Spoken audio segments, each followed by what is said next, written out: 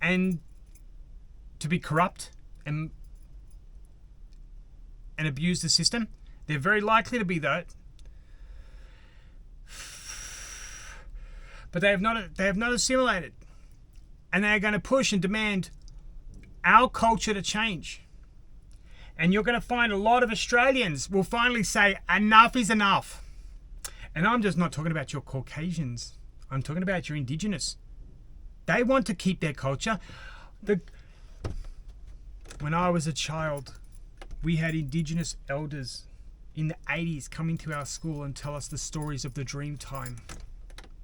These stories enthrall children. We love these stories. We loved the characters, the way that was spoken, the narration. They were alive to us. I don't want to lose that. I don't want my kids being taught LGBTQ theory in school. I want them to learn about their Dreamtime, because they're the stories of Australia, of our culture. And if you're a Caucasian Australian like me, and you don't consider Indigenous Aboriginal culture part of Australian culture, you're not my friend. Or we have to have a conversation. It's very important that remain alive, and it will be crushed by the cultural Marxists because it will not fit their narrative. Because you must believe they are the true fascists. When you think about it, they want full authoritarian control. The only difference is that they don't have nationalist pride in the traditional sense of fascism. Their pride is in divisiveness, in division of pride, which means that the nation will fall apart, because you cannot remain a cohesive nation with people of all diasporas coming in wanting their own thing. And some of them want to completely take us over and force us into their way of life, which is not the Australian way, which is why I am so supportive of learning about the Indigenous Aboriginal culture in schools. Because we already have the diversity, we just don't want your diversity, which is full-on authoritarian communism. We have the freedom of thought, the freedom to think on our own. We don't need the government to tell us what to think, say, and do. And some things, yes, like murder and rape and pedophilia, yeah, let's just put them to death. Let's just bring back capital punishment for them. But if I get charged with hate speech because I'm criticizing Islam, well, sorry, Australian culture, mate, we get to talk shit. We tell our best friends to go fuck themselves. We have fisticuffs with our best mate. Then we shake hands and go, yeah, that's why you're my mate. That's what we do. That is Australian culture. It's so interesting, you know. Anybody can say whatever they want about Christians, Jews, Sikhs, Hindus, Buddhists, Scientologists. Oh, don't they get shitted on all the time? Anybody can say anything about those. Islam's are now a protected species because the Labor Party want to keep the Labor vote, the Islam vote. They're going to import more than 15% of people in this country will be Muslim. And what happens when the population Muslim hits 15%? What happens? Do you know what happens, good people? Your country falls apart. Becomes splintered off. And we can see that in the fact that the assimilation just doesn't really happen. I'm not picking on all Muslims here. I'm picking on the radicals. And they're being pampered too right now. I've got to be very scared of that. But I am scared that the politicians will lead us down a very dark path. A very dystopian Orwellian 1984 where we will not be able to get ourselves out of without violence. And I don't want that to happen. But when you push people to the fucking edge, they've got nowhere to go.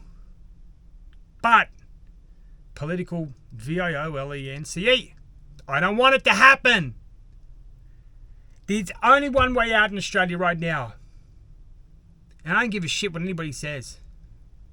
Greens, you've been very cute with your little thing about free speech, but unfortunately you're still pro-Hamas. So no, you're out of the question. National Party, One Nation, come together now, immediately. Never go back to the Uni Party. Susan Ley and the Liberal parties are treacherous and seditionist, just like Labor. They're basically just Labor's little cuckolds now. So Nationals, One Nation, come together immediately. Get your people out there. Start getting back to some very basic, broad policy. What the first one will be an immediate rescinding of at least 2 million foreigner visas. I don't care who or how you do it. We need to get back. I tell you the number we need to get back to. This nation must go back to at least 25 million. No more. There will be no more people for 100 years. The maximum will be 25 million. But that will be an immediate removal of 2 million. Actually, it's probably about 3 million. Sorry, it's not racism. We don't have the infrastructure for you. We don't have the homes for you. Australians are homeless. Australia first. Then we will hold a referendum. Should we allow migrants over the next 10 years? If so, how many? 0 to 100,000 a year? 100 to 300,000 a year. We don't need any more than 300,000. Labor Party want to flood us with millions a year to destroy our culture. But no, maximum will be 300,000.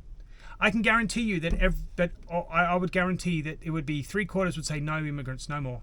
And you know what? You know who the largest group of people who would say no immigrants? Be immigrants. Because a lot of people who have lived in this country for 10, 15 years tell me, yeah, we see the new people coming in. They're not like us. They're not coming to be Australian. They're coming to get something from this country. They're not coming to be us. I'm like, that's well said. But we need to hold that referendum as quickly as possible. We can't do it with Labor and Liberals, the Uni Party, because they're very treacherous right now. Can't be trusted. But we need to get the National Party in, One Nation Party in, and anybody that was against the free speech laws, anybody that doesn't support Hamas, and anybody who says no more foreign aid whatsoever, even if it's Papua New Guinea, you're not getting $10 off us. Not until every Australian is housed, not until we have the major infrastructure projects and mandates underway in order to grow the country, and we can get back to a standard of living where every Australian has a home, have 2 cars in the driveway, are able to go on at least one holiday a year and live comfortably. Because I will tell you, middle-class Australians 30 years ago had that opportunity. That's what we need to get back to. And don't tell me we're going backwards with this. No, it is called quality of life, and we will be moving forward to that quality of life. Boy, I tell you what, I hope we can find a President Trump for this country. At least someone's going to be Australia first. I think we have her. So what are you afraid of? You afraid of being called a racist, Islamophobe? I don't give a shit anymore. Call me both of them.